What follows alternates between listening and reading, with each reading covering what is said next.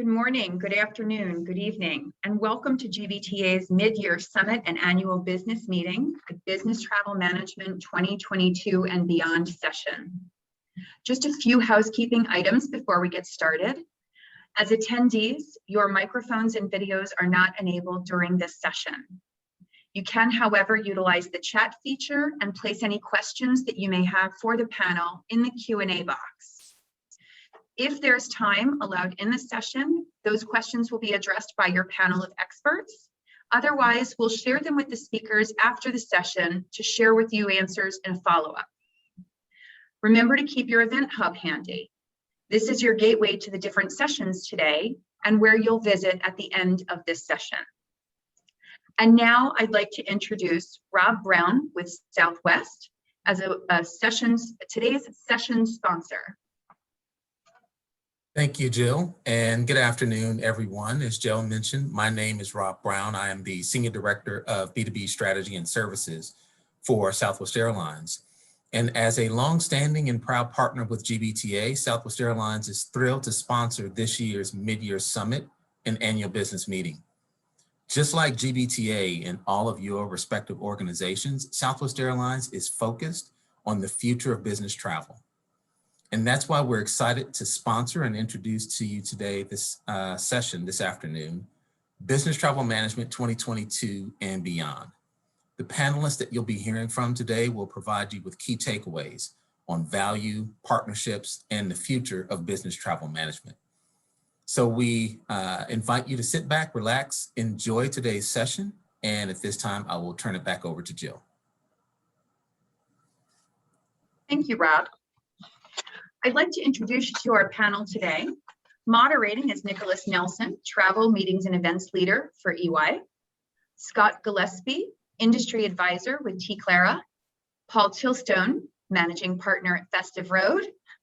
And Joe Lloyd, a partner with Nina and Pinta.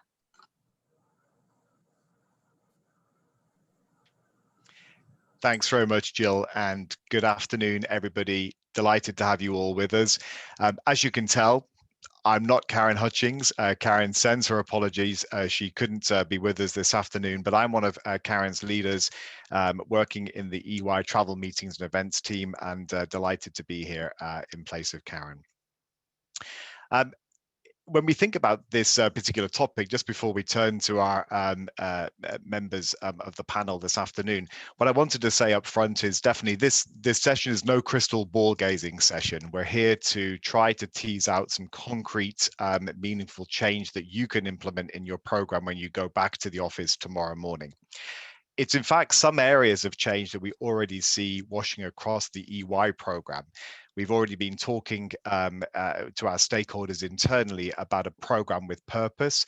For us at EY, this means delivering a value back to EY that is significantly different to only dollars and cents. So for example, it may be that we talk to our lodgings suppliers about delivering a cake to someone's birthday if they're a road warrior on the road for 150 nights a year for EY and they happen to be away on their birthday.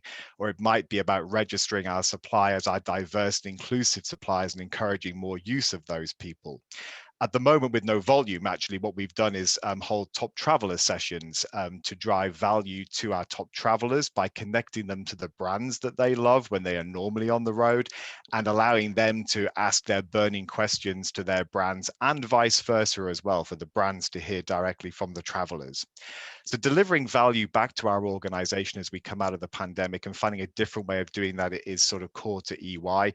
Of course, this is governed as well by our sustainability goals. You probably heard in the press that we are set to be carbon net zero by 2025, with 85% of our program, 85% of our carbon coming from our business travel program. You can imagine that Travel Meetings and Event Services is a key partner to deliver this as change for EY.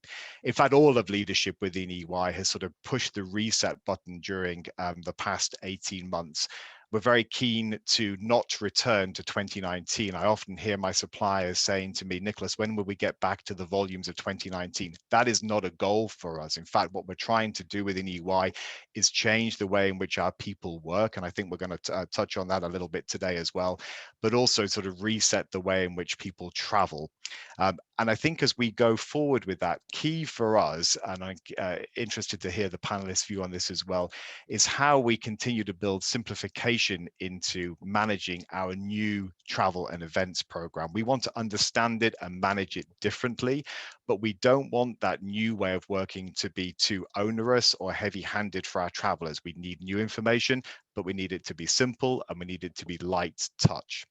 So that's some of the push and pull forces that we're dealing with every day at the moment within EY. But I wanted to first of all turn to Paul, because Paul, I've mentioned there that EY's program with purpose is something that we've been talking about. I think Festive Road has also been quite public about a switch from the sort of how of travel to more of the why. And I wonder if you can talk us through your findings in that area.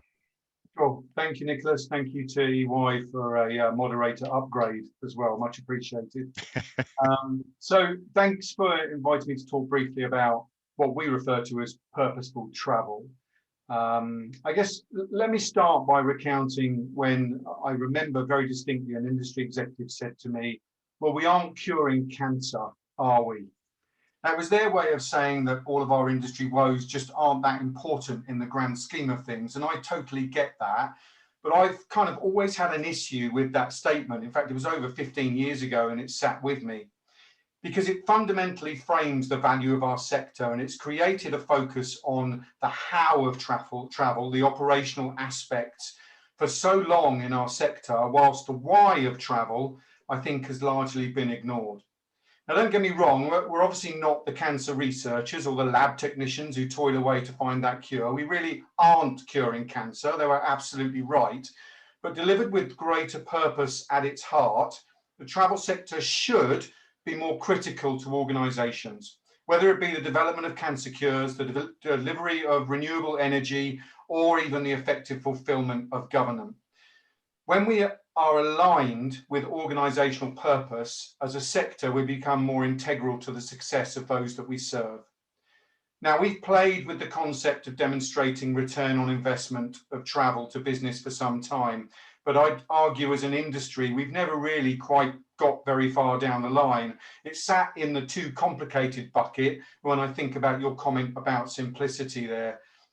But the big pause of 2020 to 2021 has given us the opportunity to define and demonstrate that value that we provide to the organisations we serve. Because they say that when you take something away, you see its true value. And any of us who've lost something for a while completely understand that sentiment. The pandemic has been devastating to our sector, and COVID's going to continue to play its part in the return of travel for some time, as will the variance in economic viability of businesses, sectors, and economies. But in the long term, this is a unique opportunity, and we believe that there are three primary drivers which will frame what that opportunity for more purposeful travel management looks like. Firstly, after two prior waves of environmental focus, the first around 2006 and the latter started to build around 2013-14, the final big push for sustainability is going to fundamentally underpin our behaviours. And just hearing your figure there, Nicholas, of 85% of EY's carbon emissions are down to travel illustrates that. This change that is becoming really, really clear. Secondly, alongside the climate crisis, changes to the future of workplace and all that this brings is going to have huge implications for the types and needs of travel, whether it's a variance in the amount of demand or the type of travel. And finally, the changing dynamic between corporation and personal behaviours of their employees. This is going to alter how corporations position travel and its associated attributes. Now, all of these three things were already happening pre-COVID, but the accelerated shifts across these three areas creates the landscape for a greater focus on the why of travel and a consideration of the real purpose and value. So how do you define what travel is purposeful and aligned with company objectives?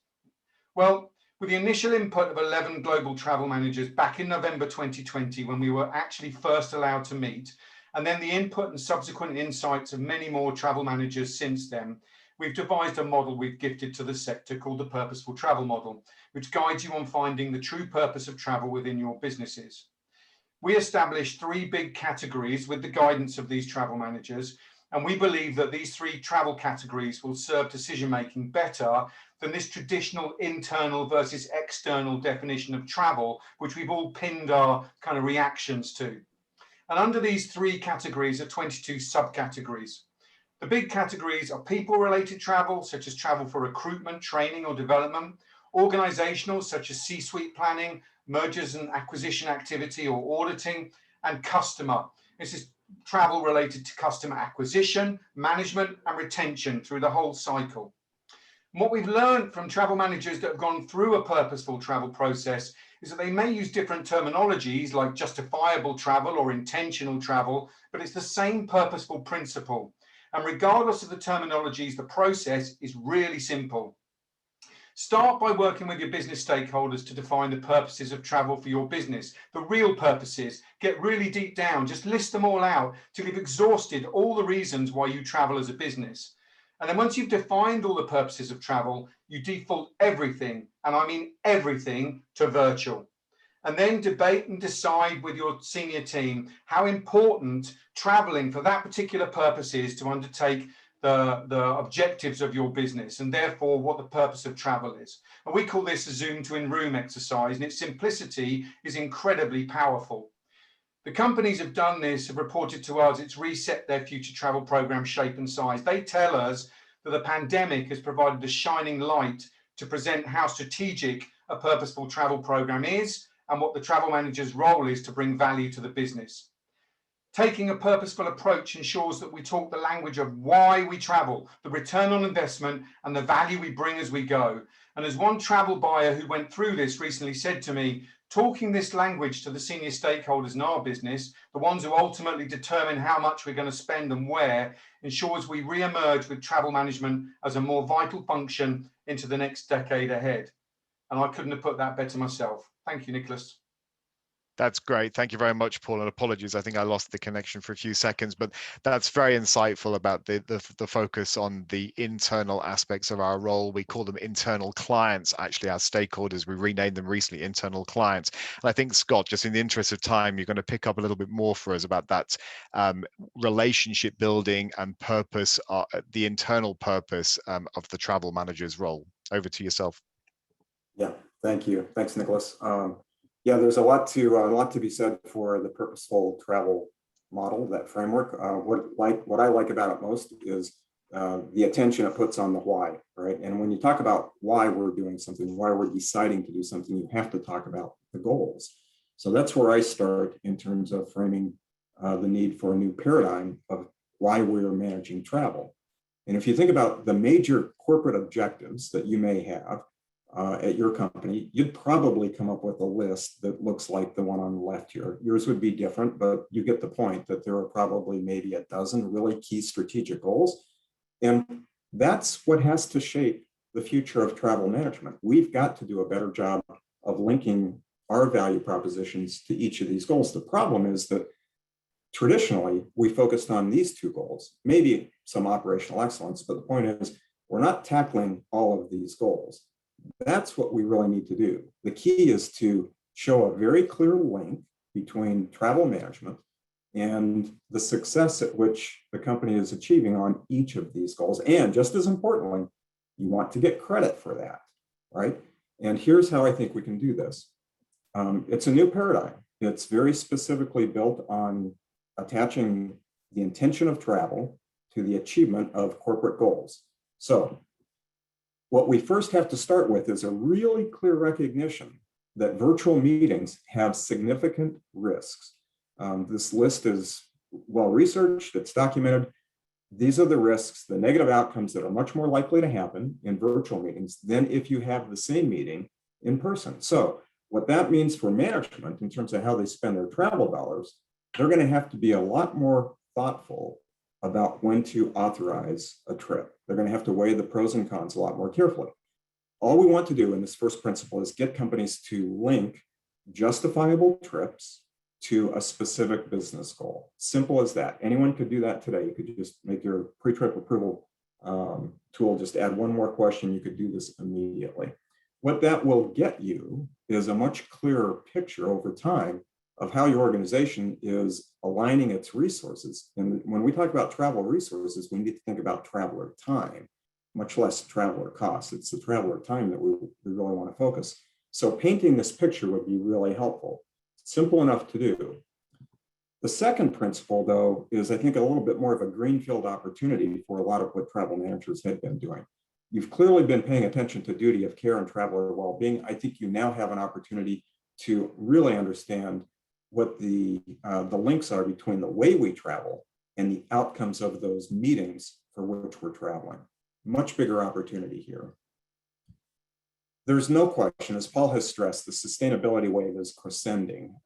We've got to take this into account. And I think the two obvious ways to do that, very much aligned with our goals, are choosing travel suppliers that are also aligned with sustainable travel, and everything else being equal, preferencing the travelers that are educated and committed to taking sustainable travel decisions. We can do that, just more effort, but clearly aligned with a lot of our goals. The most important principle of these four, though, I think is this one, and it's really about helping to reallocate travel to achieve the goals. And by reallocate, I think we need to recognize that we have to ask the question, are we meeting in person enough? That's a much bigger question, a much bigger problem for all organizations, whereas traveling, in order to enable those in-person meetings, is a fairly small subset of that. So let's focus on the big problem of understanding when we need to meet more in person. And I think, actually, I'll say I know, by asking the right questions and paying attention to the right metrics, you can, in fact, capture this kind of information. And the important value of doing that as a travel manager is to bring this information back to senior management in a way that simply asks, do you like this picture or not? Because if you don't, if you agree that we need to travel more for some of these goals, just let us know and we can we can twist the dials and make that happen. So thanks for letting me work my way through those four principles. I think this is a much needed approach and very much aligns with the purposeful travel framework, and very much aligns with what you've spoken about, Nicholas, in terms of trying to do things differently. So thank you. I love this, Scott. I love the concept of these areas here where you say perhaps we are traveling too little. In fact, one of the things we've just done within EY, we just published it on the 1st of July, is to actually take our 4 core trip reason codes and break them into subcategories of trip reason to understand that very thing, because we can only with that data we can then help the internal clients to understand whether one type of business development flight should be permitted versus perhaps another one that should not be permitted. So helping them to sort of see the nuances and the reasons for why people are traveling, such as you have listed here, is absolutely key. So we're hoping to get some great data out of our new trip reason codes. So Joe, with that in mind, we've talked a little bit about the travel managers, the travel teams, but I think you want to turn the conversation a little bit more to the wider supply chain for us as well.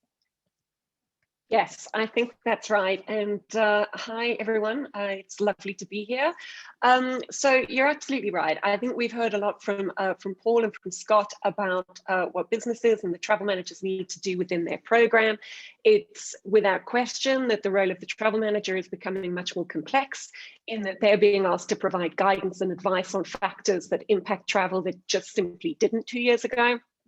Of course, I'm saying that with the primary focus of the pandemic, but there are other big events that are coming down the pipeline once we start to get back on the road. And I hesitate to mention the word Brexit, but that is going to have an impact when we start traveling again. Additionally, I think the interaction of the travel team within the businesses has also increased. Paul touched on it, so did Scott. And so we're likely to see that there's a much closer link with the travel teams and the different departments within the businesses strategically that was there before. So that's going to result in a lot of joint initiatives and decisions that are going to require more complex processes. We already see much more complex approval processes taking place, certainly in organizations that had no approval previously. So, it's also a bit of a minefield out there. There's so much more to think about now. Whilst the pandemic might settle down, some of the complexities that it's going to leave in the wake are likely to stay. And so when we talk to the supply chain, it really needs to be a sort of major shift in mindset. So if the role of the supply chain is to support an organization in managing their travel program, really the key is to start thinking about and anticipating what they think that organization is going to need. So I'm going to give you an example. Business is changing, we all know that. The way people are working is shifting. A recent McKinsey report said that 72% of their executives have said that people are going to start adapting to a more permanent remote working. I was just sharing with the group before we came on. I had a call with a client this afternoon who, when we're looking at their program for hotels next year, are actually permanently closing their head office space. So that means that from taking the entire building, they're keeping the first 2 or 3 floors that they're going to be hot desking, but it means the entire nature of the travel that was going in and out of their HQ is going to change. That's tens of thousands of hotel room nights that we're talking about in that instance. So, the reality is that it's not ever likely to go back to how it was. Nicholas, you said that yourself. It's not the EY objective either. So the supply chain needs to recognize this and not only respond to it, but anticipate what it means for the travel and how they can support it. So it's all going to definitely impact on how people travel. It's not to say they won't travel, they will, but how they do it is likely to change. And so the supply chain should change with it. So we spent a lot of time over the last few years talking about content, talking about NDC, but I really think we've transitioned into a place now where that's a given. It's an expectation that a customer should have full access to content. So just do it. It's a business requirement. We need to just make it work. So, that's really not where we should be spending our time having the conversation. Where the supply chain can really make a difference is to truly move into a more consultative space. So anticipating what they need and essentially providing the technology and the guidance and the support to achieve it. So if we think about booking travel, for example, make sure that the right information is available at the right time for the traveler so that they're able to make the decisions that support the business objectives at that moment in time. So think a little bit about the sustainability that, everybody has spoken about so far on this session. Technology that's going to be able to inform the carbon footprint of that journey and present alternative options at the time of booking. Something that will tell you that your current chosen travel itinerary has a poor history of on-time performance. Perhaps choose another option. Perhaps that flight cancels more times than not, and so it's not going to be the most effective way for you to spend your time. So information that can give you a running total perhaps on the current department cost center or T&E budget and the impact that this trip is going to have. Flip the switch on that, use the same concept to be able to talk about the carbon footprint and the carbon budget if you have one, and the impact that this is going to have. So it's all about suggesting alternatives in a responsive way at point of sale. Within that, and Scott touched on this a little bit already, intermodality has gained huge traction during this period, and that is not likely to change. So people are opting for car and rail journeys instead of getting on a flight, for example.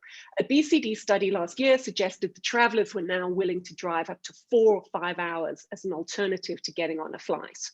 So it's all about highlighting restrictions at the time of sale, anything that's likely to impact your trip, and real-time benchmarking. So, it should no longer be a case that it's not real-time data. This is really important. These are the things that matter in today's world. Historical data that is just not going to be used anymore as a way to anticipate the future as we've always done it. We've always operated with management information that's seen by the few. This is information that should be available to everybody at the point of the decision-making process. So, sorry, Nicholas, I think you wanted to jump in there. We're a bit short of time. That's okay, Jo. No, it's all very interesting. So, no, apologies for doing so. But I was interested there. I mean, some fantastic points there about how the suppliers can support the travel programs in getting these new goals and these new ways of working out there. I can imagine I'm sitting there as a travel manager. It sounds great during a conference. I go back to my desk tomorrow morning. I sit there and think, okay, which of these do I do first? How do I keep it simple for my people? Any ideas, Joe, from yourself perhaps first, or any from Scott or Paul as well, about how do I keep this simple for my travelers, so they don't sort of get bombarded with data or information or systems? No, I think that's a really good point. And I think the key is to look at what's going to give you the most value. So, if you're not at the point as an organization where you're operating with a carbon budget, that kind of information isn't really going to be much use to you. But, a lot of the technology that I've mentioned is already there. So, for me, the suppliers that are going to endure are the ones that can play well with others. There's a lot of innovation out there, some great tools that really make it the traveler's decision-making journey easier and supports the travel program objective. So it's really just about, which tools are important to me, which ones do I need, and how is my supply chain going to allow me to work all of those components together? Anything that's forcing you down a particular channel is going to be problematic as we move forward. So really the ability to integrate, to innovate, to work with each other is going to be where the supply chain can really make the difference. And we see it now. The TMCs are developing lots of tools. There's great technology that's not TMC generated, but a lot of the TMCs are working with them. And so really for travel managers, I would, if it were me, I would go after your top three and say, what are the three things that matter to me the most? Where are my three biggest pain points that I really wish people would be able to get access to now?